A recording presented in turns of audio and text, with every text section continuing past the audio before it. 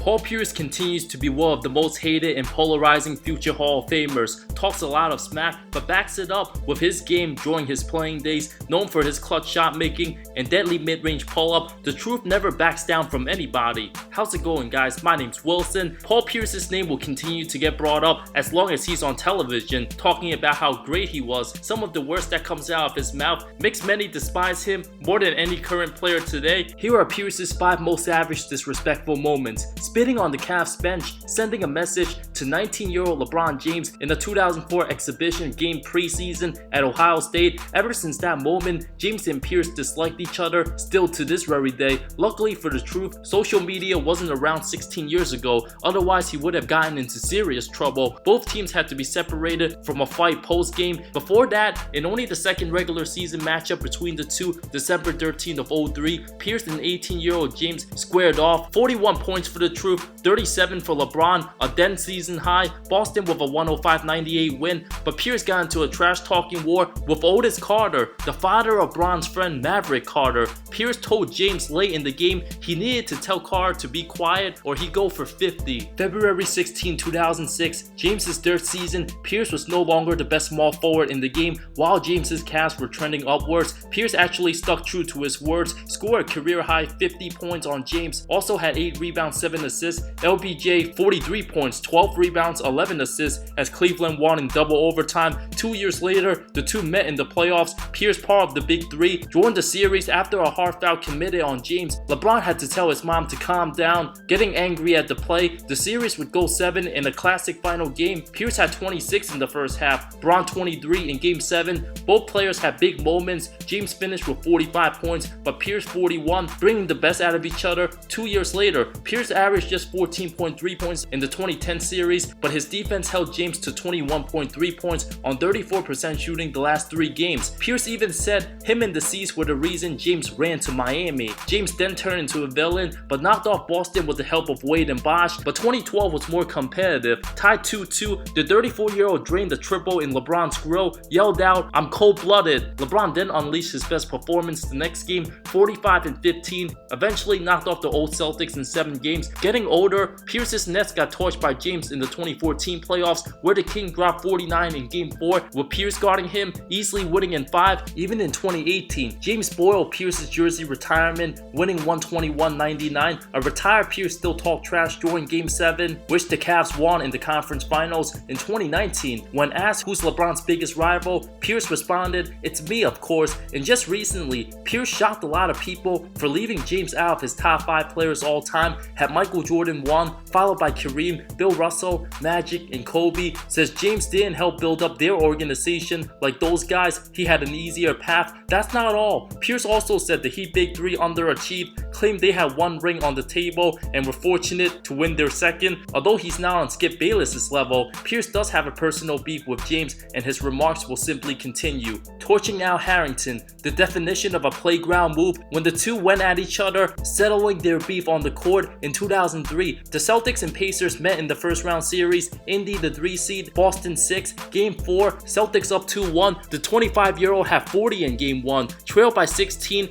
A minute into the third, outscored the whole Pacers team 21-10 on 7 of 8 shooting. Down the stretch in the third, Ron Artest originally wanted to guard Pierce, but Harrington shoved him aside, crouched into a wide defensive stand. The two constantly jabbed at each other. Referee Joe DeRusso stepped between them mid-play, telling the two to knock it off. Pierce pointed to his spot and pulled up over the 6'9" Harrington. The call from Celtics play-by-play Mike Gorman. Pierce buries it right in Harrington's face. A lethal blow to the Pacers, an iconic moment for the future Hall of Famer. Kevin Garnett, along with Tony Allen, called Pierce the best trash talker they ever played with and against, similar to what Larry Bird used to do, telling people he was gonna shoot it and there was nothing you could do. His roster wasn't any good. Looking at the starters of Tony Dell, Antoine Walker, Walter McCarty, and Tony Batique, impressive how that team went to the second round. Pierce led that same Celtics team to the conference finals the previous year. I called game. Adding to his legacy, 2015, May 5th of the 2015 playoffs, the 37-year-old came in handy for the young Wizards, a veteran leader the team needed. With the series tied 1-1 against Atlanta, Pierce in his 17th season, Washington squandered a huge lead, needed a miracle, and Pierce delivered an insane buzzer-beating bank shot over multiple defenders. The crowd went crazy. As he was leaving the floor, ESPN reporter Chris Broussard asked him if he called bank on that shot. His response: "Did you call bank? I call game."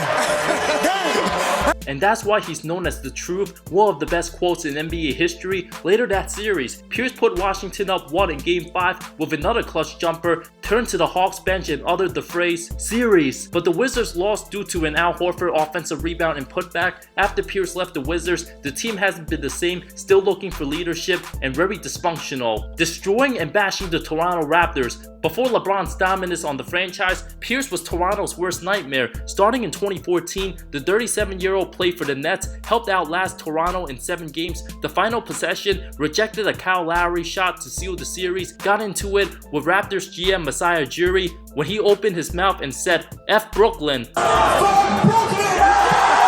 Fined $35,000 by the NBA, $25,000 by the Raptors. After the fine, Masai responded saying he's too poor to risk an NBA fine by trash-talking Paul Pierce, getting under the GM's skin. Pierce later responded, "Typical jury. You heard what he said last year when I was in Brooklyn. I could really care less. I think I can play the psychological war a bit better than him." The very next year, Pierce was with the Wizards. Despite going 0-3 in the regular season against Toronto, it turned out the Raptors were the 4 seed with home court advantage against his 5th-seeded Wizards. The franchise was looking forward to shutting Pierce up. Loud boos by every fan in Toronto, talking about the 37-year-old way past his prime. Once the series started, Washington stole 2 on the road. In fact, after Game 2, the Truth shouted on the way to the dressing room, "I don't want to go through customs no more," saying he was gonna sweep. Raptors ambassador Drake was caught shaking hands with a smiling Pierce, which angered the fans. Pierce and the Wizards would then absolutely destroy, abuse, annihilate, and humiliate the Raptors. Scored 11 of his 18 in the final period of Game 3, draining a 3-point dagger, told the Wizards crowd, "That's why I'm here." Blew out Toronto 125-94 in a convincing sweep where many thought it was going to be a long competitive series. His last great personal rivalry before retiring,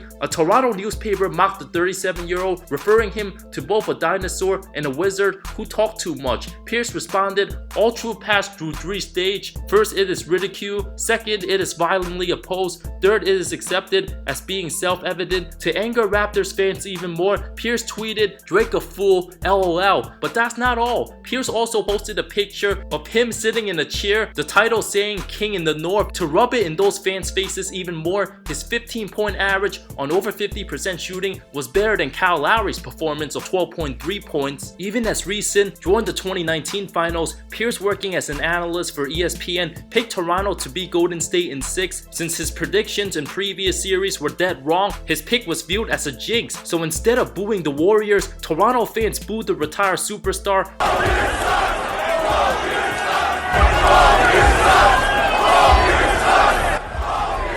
The minor beef with Quentin Richardson. Q was supposed to go to Kansas, but Richardson instead committed to DePaul, so when the two finally played each other in the NBA, Pierce won most of the matchups. Over the course of Richardson's career, after Q signed with the Knicks, Pierce and the Celtics often destroyed New York. Richardson said he wasn't in awe when the Big Three joined it. The next day, Boston demolished the Knicks 104-59. After Pierce won a title, the two got ejected in a game where Richardson threatened to fight him. After Q was traded to Miami, the two met in the first round of the 2009 playoffs. In the final seconds of Game 1, Pierce seemed to be in pain, but Richardson said when he walked over, "I said to Jermaine O'Neal, he's okay, because I knew nobody touched him. Is he taking another break like he does so many times?" KG then elbowed Q in the face, resulting in a 1-game suspension. Richardson responded at the post-game and had this to say: "Nobody got no business talking to him. He on the ground crying. I don't know what was going on.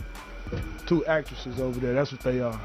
Pierce took matters into his own hand, nailing the game winner in Game 3, a dagger to Richardson's heart. Q then spent 2 years in Orlando, where Pierce led a 27-point comeback by destroying Richardson, continued to torch him. The Knicks then signed Richardson before the end of the 2013 season to sit on the bench, perhaps to anger the old C's. The two spoke in the Knucklehead podcast a few months back, but nonetheless, Pierce has a 23-5 overall record in matchups against Richardson, very one-sided.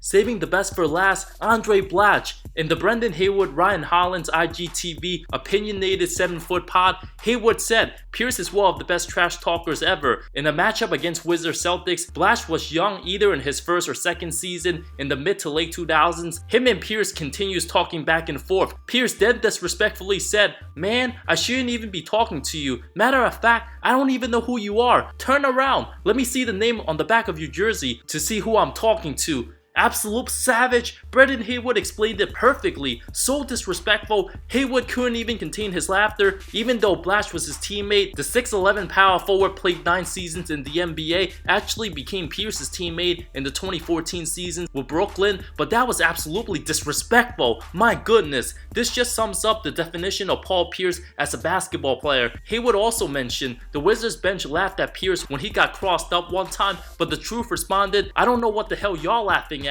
Most of y'all won't even take your warm-up off today. Pierce's trash talk might indeed be better than his scoring package, in the words of Brendan. Even during his final season with the Clippers, got into it with Draymond Green. When the two jabbed at each other, Green claimed Pierce was chasing a retirement tour, says, they don't love you like that. You can't get no farewell tour. You thought you was Kobe. Pierce responded on Twitter, you thought you were gonna win a title that year, 3-1 lead, oops. What's your favorite memory of Paul Pierce? Was he one of your most hated players? Let me know in the comments below. Thank you so much for watching this video. I love all of you. See you next time.